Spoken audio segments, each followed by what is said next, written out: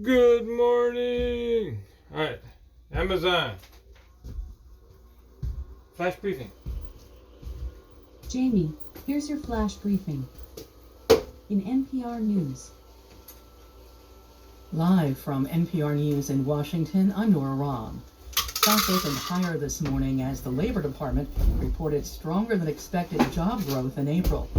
NPR's Scott Horsley reports the Dow Jones Industrial Average jumped more than 400 points in early trading. U.S. employers added 253,000 jobs last month, a significant uptick from the month before. Construction and manufacturing saw modest job gains despite rising interest rates. Healthcare and hospitality added tens of thousands of jobs. Great job growth. The unemployment rate dipped to 3.4%, matching its lowest levels since 1969. Unemployment among African Americans fell to 4.7%, the lowest since the government started keeping track in 1972. There were some less encouraging signs in today's report. After a big influx of new workers in January, February, and March, some 43,000 people dropped out of the labor force in April. Scott Horsley, NPR News, Washington. Oh, there's such an increase in jobs. Three other members were convicted a lot of people quit working of seditious conspiracy for the attack. So what's the point in increasing the jobs if there ain't nobody to work them? A fifth member was acquitted, but found guilty of other crimes concerning that day. A judge in Wisconsin will decide whether to throw out a Democratic challenge to a law that has banned almost all abortions in the state since the Supreme Court struck down Roe v. Wade last year. That's what they're doing. Chuck Hornbach of member station WUWM reports the question is whether the ban we got lots more jobs out there that need filled, has been but we replaced still by other have state laws a decline allowing in people that are willing to work. was a lawyer for a Republican district attorney who's a defendant in the lawsuit Democrats filed last summer and who was asking a circuit judge to dismiss the case. In other words, jobs are increasing, people. That abortion restrictions passed in Wisconsin but the employment rate is going down. Do not repeal the 1849 ban. A tie goes to the continuing validity of the Tell it statute. to us like it But is. Assistant Attorney General Hannah Jerst says doctors and others need the lawsuit to go ahead. Because the people need to be able to know before they act what is and is not subject to criminal sanction. The judge says she'll soon rule on the case. For NPR News, I'm Chuck Hornbach in Madison. Police in Serbia have arrested a suspect in a series of shootings that killed 8 people and wounded at least 14. It was the nation's second mass shooting in 2 days. NPR's Rob Schmitz reports. In a statement, police said the man was arrested near the central Serbian town of Kragujevac, about 60 miles south of the capital Belgrade. The gunman fired an automatic weapon from a moving vehicle in 3 villages and was arrested after an all-night search by hundreds of police. The shooting came a day after a 13-year-old boy killed 9 people at a Belgrade school on Wednesday. NPR's Rob Schmitz reporting. This is NPR News. Early results suggest Britain's Conservative Party lost ground in local elections this week. The opposition Labour Party and Liberal Democrats advanced.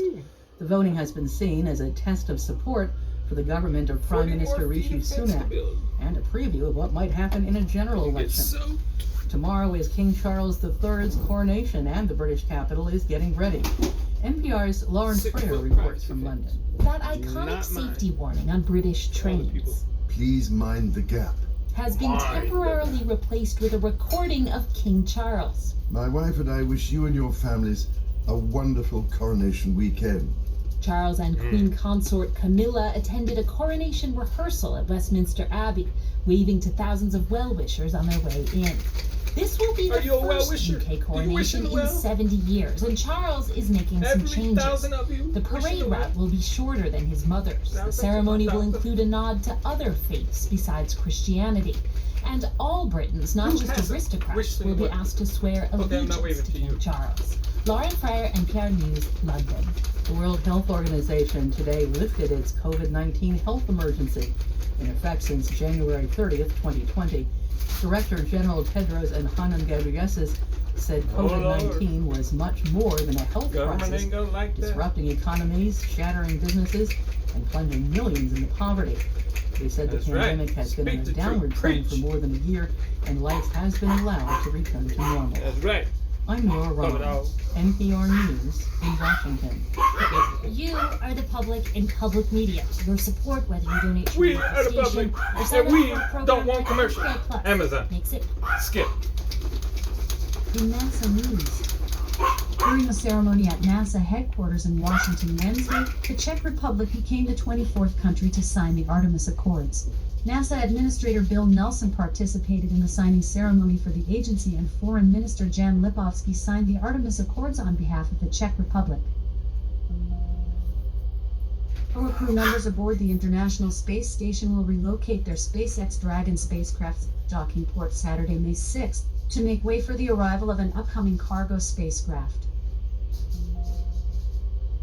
College students in NASA's Minority University Research and Education Project, MOREP, Innovation and Technology Tech Transfer Idea Competition, MITIC, will pitch their projects during a space tank at Space Center Houston on Friday, April 28th. The competition will begin at 9:30 a.m. EDT, and the winning team will be announced at 1 p.m. In weather. Right now in Seattle, it's 49 degrees Fahrenheit with showers. Throughout the day, you can expect more of the same, with a high of 53 degrees and a low of 48 degrees. From NASA. All right, Amazon. During Off. a ceremony at Amazon. NASA headquarters in Off. Amazon. Tell us a joke. What did the ping pong ball say to the shuttlecock?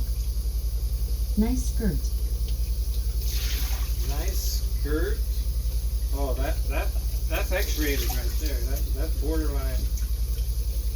You better clean up your joking act.